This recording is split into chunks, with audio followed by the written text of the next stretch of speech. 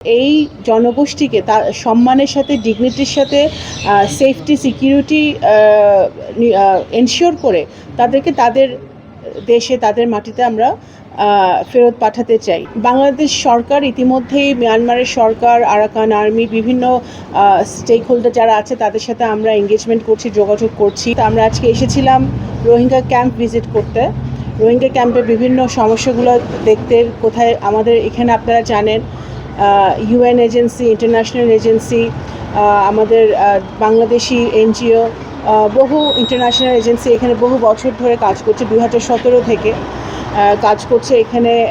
রোহিঙ্গা জনগোষ্ঠী বিশাল যে 1.3 মিলিয়ন এখন আছে, প্রতি বছর 30,000 করে শিশু ভূমিষ্ঠ হচ্ছে। তো এই বিশাল জনগোষ্ঠীকে তারা তাদের স্বাস্থ্য, শিক্ষা, বাসস্থান, খাদ্য, নিরাপত্তা, এগুলো সব কিছুর কী অবস্থা সেগুলো দেখার জন্য আমরা এসেছি। আপনারা জানেন যে আমরা সকলে জানি যে এটা একটা বাংলাদেশের জন্য, সারা পৃথিবীর জন্য একটা আন্তর্জাতিক সমস্যা। তো বিএনপি যতবারই সরকারে এসেছে বিগত দিনে, শহীদ রাষ্ট্রপতি জিয়াউর রহমানের সময় থেকে শুরু করে দেশনেত্রী বেগম খালেদা জিয়ার সময়, দুইবার আমরা সাকসেসফুলি আমরা রোহিঙ্গা জনগোষ্ঠীকে রিপ্যাট্রিয়েশন করতে পেরেছিলাম সম্মানের সাথে, সিকিউরিটির সাথে।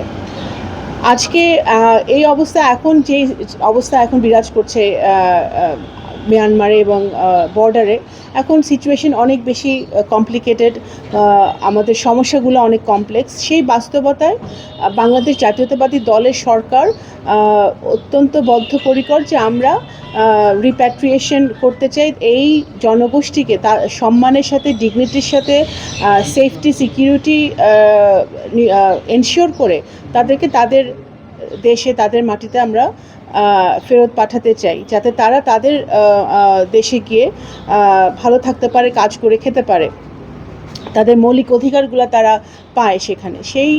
সেই চেষ্টাটা আমরা করছি।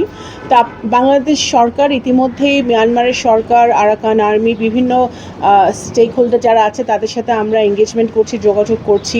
বিভিন্ন দেশের সাথে আমরা যোগাযোগ করছি, কথা বলছি যাতে রোহিঙ্গা সমস্যাটা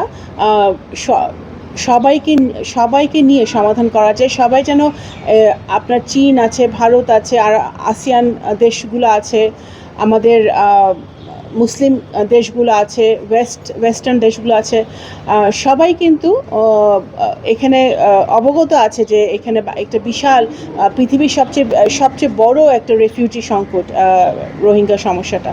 তো সেইটা কিভাবে সমাধান করা যায় সেটা আমরা চেষ্টা করছি। তো সেই জন্যই আজকে আসা এবং ঘুরে দেখা।